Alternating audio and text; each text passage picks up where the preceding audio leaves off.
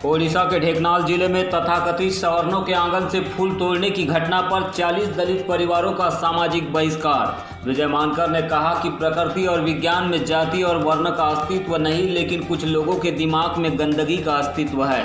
API के पदाधिकारियों को देश भर में ऐसी घटनाओं के खिलाफ संवैधानिक और लोकतांत्रिक प्रक्रिया के तहत एक्शन करने के दिए निर्देश।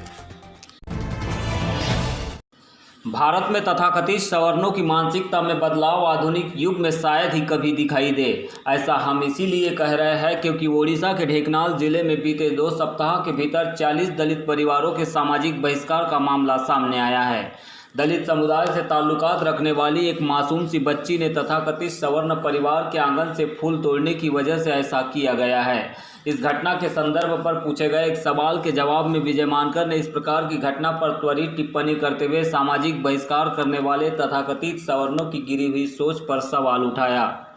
उन्होंने एपीआई ओडिशा के तमाम ऑफिस बेयरर्स और पदाधिकारियों को निर्देशित करते हुए इस घटना के विरोध में संवैधानिक और लोकतांत्रिक तरीके से आंदोलन करने और इस घटना के तमाम पहलुओं को संज्ञान में लेकर एसपी और कलेक्टर से मुलाकात करते हुए एट्रोसिटी एक्ट के तहत कार्रवाई करने के लिए कहा है। इसी के साथ ही विजय मानकर ने यह सामाजिक न्याय और मानवता का प्रश्न भी बताया है।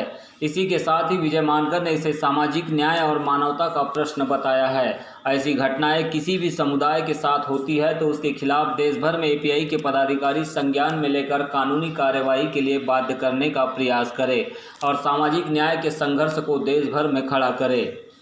विजय मानकर ने कहा कि जाति यह प्राकृतिक है। जाति और वर्ण का विज्ञान और प्रकृति में कहीं पर भी अस्तित्व नहीं है, लेकिन कुछ लोगों की गंदी मानसिकता में इसका अस्तित्व है।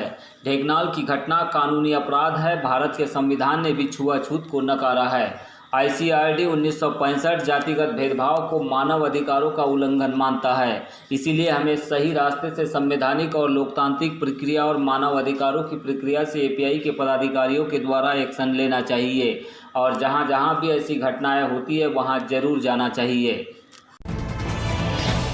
सर, अभी खबर आई कि उड़ीसा के ढेंकनाल जिले में एक दलित लड़की ने सिर्फ किसी सवर्ण के घर के फूल तोड़ने की वजह से पूरे कम्युनिटी का बहिष्कार किया गया है। तो इस तरह की घटनाओं का आप कैसे विश्लेषण करेंगे सर? उसने किसी शायद तथाकथित स्वर्ण के घर के आंगन में कोई पेड़ था, उसमें से फूल जो है तोड़ा, तो उस पर उसकी वजह से पूरी जो कम्युनिटी है शेड्यूल कास्ट की, उस पर जो है वो शायद जो है वो बैन किया गया, सामाजिक बहिष्कार किया गया। इस तरह का न्यूज़ जो है वो आया। मैं 2 नज़रिए से देखता हूँ। एक तो जिन लोगों ने सामाजिक बहिष्कार करने की सोच बनाई, उनकी सोच जो है वो छोटे से फूल से भी कितनी छोटी है इसमें से प्रदर्शित होता है कि जो फूल जो है वो प्रकृति का दिया है, वो जो है मानव को जो है वो मानव उसके साथ में फूलों के साथ में कभी कभी जो है वो एंजॉय कर लेता है। वो उसमें से खुशनुमानी जो है वो देखने की जो है वो कोशिश करता है और उसके वजह से फूल कभी कभी तोड़ के अपने स्वभाव को, अपने जो आनंद को जो है इंसान बढ़ा लेता है। उसकी वजह से ऐसा सामाजिक बहिष्कार करना, ये जिन्होंने सामाजिक बहिष्कार किया उनकी सोच कितनी गिरी हुई है और छोटी है, इसको प्रदर्शित करता है। Point number 1। Point number 2, social boycott ये एट्रॉसिटी के तहत ऑफेंस है।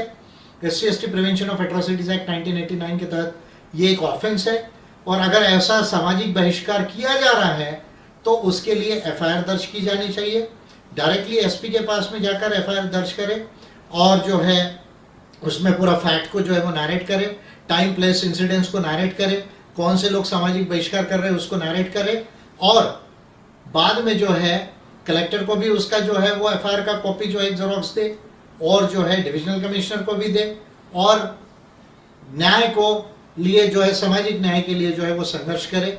लॉ एंड ऑर्डर को मेंटेन करते हुए, बगैर वायलेंस के लॉ एंड ऑर्डर को मेंटेन करते हुए आंदोलन भी किया जा सकता है। और मैं अम्बेडकराइट पार्टी ऑफ इंडिया के ऑफिस बेरर्स से ये कहूँगा कि जहाँ कहीं भी ऐसी घटना होती है पूरे देश के अंदर में, वहाँ सामाजिक न्याय के लिए, मानवता के लिए, लोगों के लिए वो जो है वो लड़े, चाहे वो कोई भी कम्युनिटी से हो, शेड्यूल कास्ट की, ट्राइबल्स की, या OBCs की हो या DTNTs की हो या माइनॉरिटीज़ हो। ये जो है वो सामाजिक न्याय का जो है वो प्रश्न है, ये मानवता का प्रश्न है, ये रूल ऑफ लॉ का प्रश्न है, ये फंडामेंटल राइट्स और ह्यूमन राइट्स का प्रश्न है।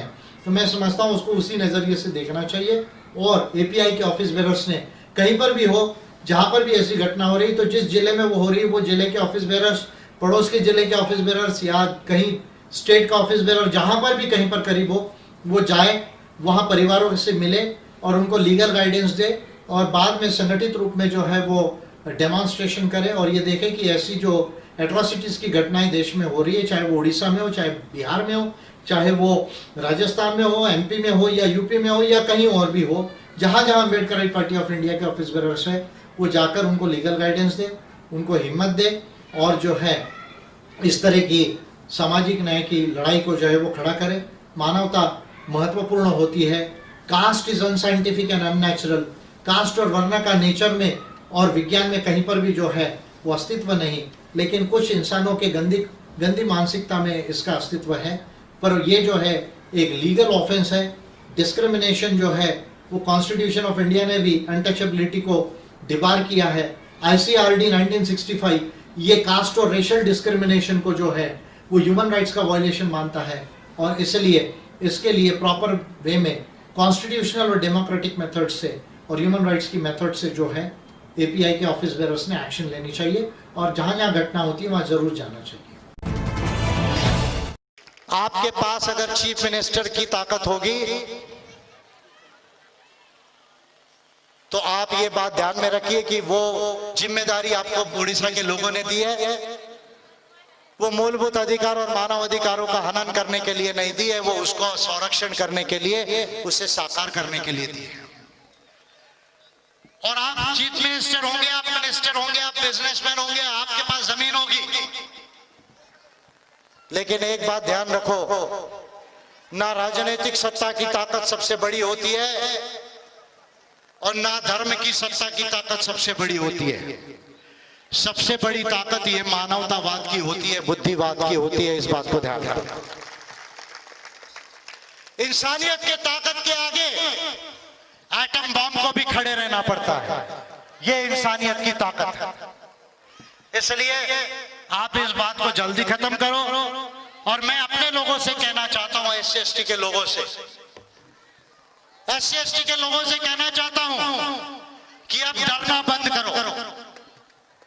अब आपको इस देश में कोई टच नहीं कर सकता। विजय मानकर आपको इस देश में टच नहीं करना। और अगर वो टच करेगा तो मैं उसको डबल टच करूंगा। वो डबल टच करेगा तो मैं उसको ट्रिपल टच करूंगा।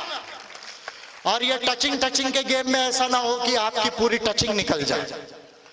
तो इसलिए अभी इनको डरना बंद करो। अब डरने का समय नहीं, अब डराने का समय आ गया है। अब रोने का समय नहीं, अब रुलाने का समय आ गया है। अभी हारने